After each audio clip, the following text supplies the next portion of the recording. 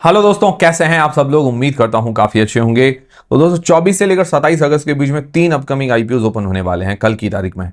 तो उनमें से एक आईपीओ का रिव्यू मैं डाल चुका हूं, स्काईवेज का। अब दूसरा है हाईटेक इंजीनियर्स आईपीओ, तो उसका हम रिव्यू करेंगे इस वीडियो के अंदर। ठीक है, मैं सारी चीजें आपकी क्लियर करूंगा, जैसे कंपनी क्या काम करती है, कंपनी कौन से सेक्टर की है, कंपनी महंगी है सस्ती है, कंपनी प्रॉफिट के अंदर है लॉस के अंदर है, सारी चीजें हम क्लियर करेंगे। ठीक है, पर डिसीजन आपको अपनी रिस्क अपना एनालिसिस लगा के बनाना, मेरी तरफ से कोई भी बाय और सेल का रिकमेंडेशन नहीं है। और इसकी जीएमपी इतनी ज़्यादा क्यों चल रही है, उसके पीछे का कारण वगैरह वो भी हम जानेंगे।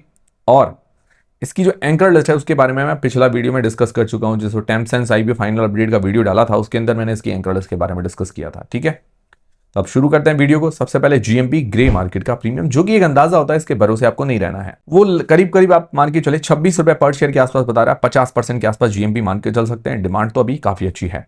ठीक है, अभी जीएमपी के मामले में एक पॉइंट हम दे देते हैं। फिर बात आती है एंकर लिस्ट की। तो एंकर लिस्ट देखिए ठीक ठीक आई थी, खास कोई बड़े नाम नहीं है।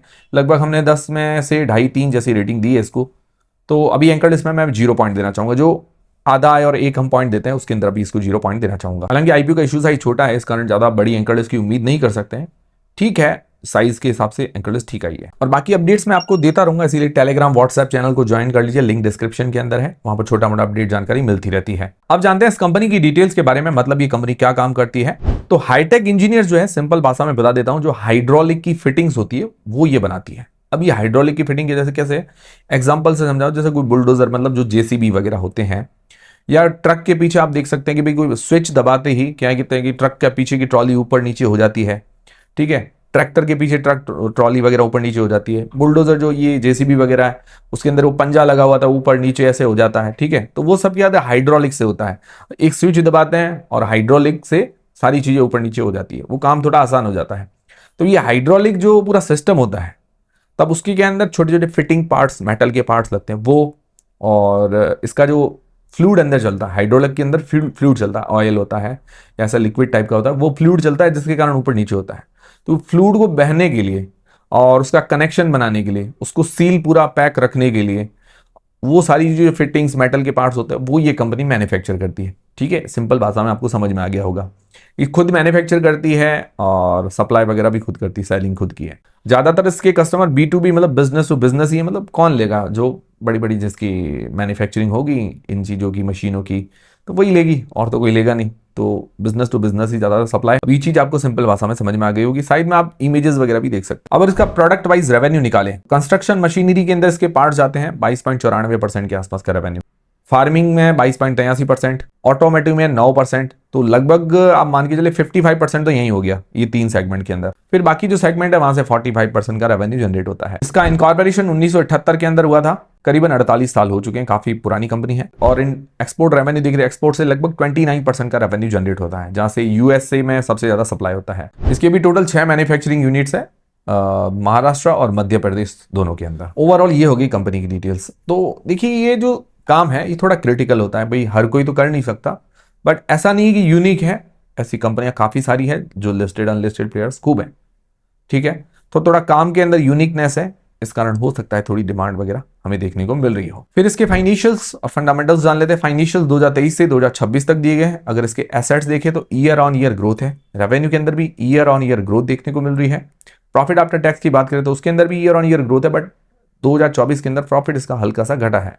उसका रीजन ये कि मैन्युफैक्चरिंग एक्सपेंसेस बढ़े हैं। मतलब इसमें क्या होता है, मेटल महंगा हो जाता है या कुछ होता है, तो जैसे ये कोई भी रॉ मटेरियल होता है महंगा हो जाता है, तो उसके कारण भी प्रॉफिट पर इंपैक्ट देखने को मिलता है। प्रॉफिट मार्जिन अगर निकालें तो 2023 के अंदर 13.14%, 2024 के अंदर 8.22%, 2025 के अंदर 11.77% और 2026 के अंदर 11.68% है। मतलब 10% जो ऊपर मार्जिन है, बढ़िया है। फिर नेटवर्थ के अंदर ग्रोथ है, रिजर्व्स के अंदर ग्रोथ है ईयर ऑन ईयर। बोरोइंग्स पिछले सालों की तुलना में थोड़ी कम हुई है, 29 करोड़ रुपए के आसपास की बोरोइंग मतलब उधारी है। और इसका जो डेट टू इक्विटी रेशियो 0.24 का है, मतलब कंट्रोल के अंदर है, मतलब ज्यादा नहीं है अभी भी। और आईपीओ के पैसे से 16 करोड़ रुपए अपना डेट पे कर रही है, अच्छी बात है। उसके बाद लगभग 13 करोड़ रुपए के आसपास का डेट रह जाएगा।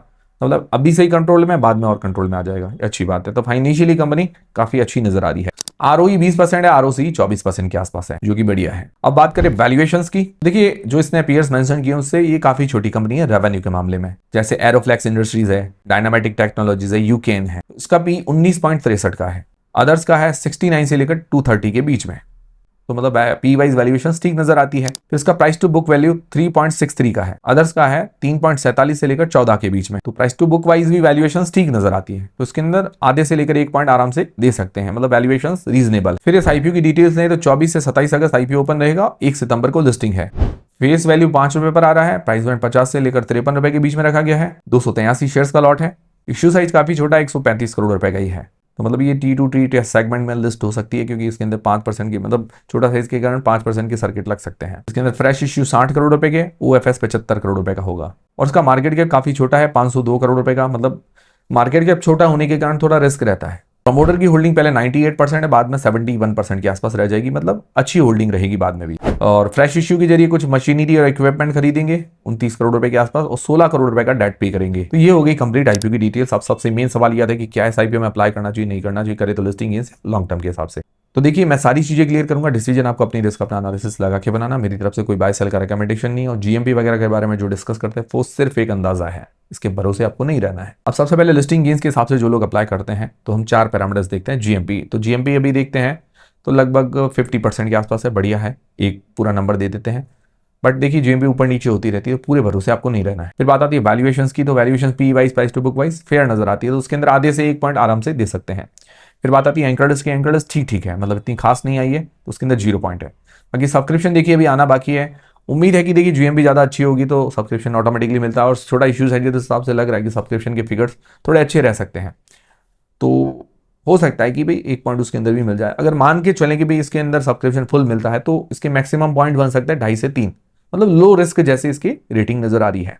ठीक है, मैं ये सिर्फ डेटा आपको बता रहा हूँ, बाकी बाय सेल का रिकमेंडेशन नहीं है।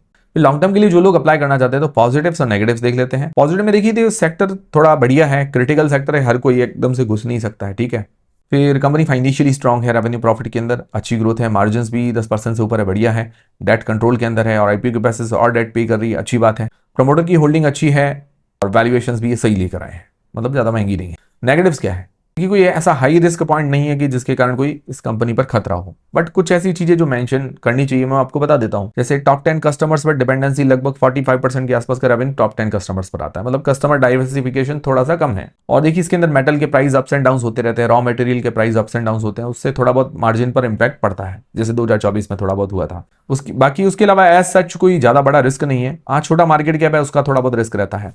अब ओवरऑल अगर कंक्लूजन देखें तो देखिए फाइनेंशियल्स अच्छे हैं कंपनी के, वैल्यूएशंस अच्छी है कंपनी की, और सेक्टर भी देखा जाए तो मतलब सेक्टर में ऐसे लीडिंग तो नहीं कह सकती कि भाई बहुत बड़ी कंपनी, छोटी कंपनी है, बट सेक्टर ऐसा है क्रिटिकल है, तो उस हिसाब से सेक्टर भी अच्छा है इसका। बाकी कोई इसके अंदर हाई रिस्क पॉइंट्स नहीं है। ठीक है, मार्केट कैप का जैसे मैंने आपको बताया छोटा मार्केट कैप है, तो थोड़ा रिस्क उसके अंदर रहता है, और इसके ये T2T सेगमेंट में लिस्ट होगा तो 5% के सर्किट देखने को मिलेंगे, छोटा इशू साइड वगैरह इस कारण।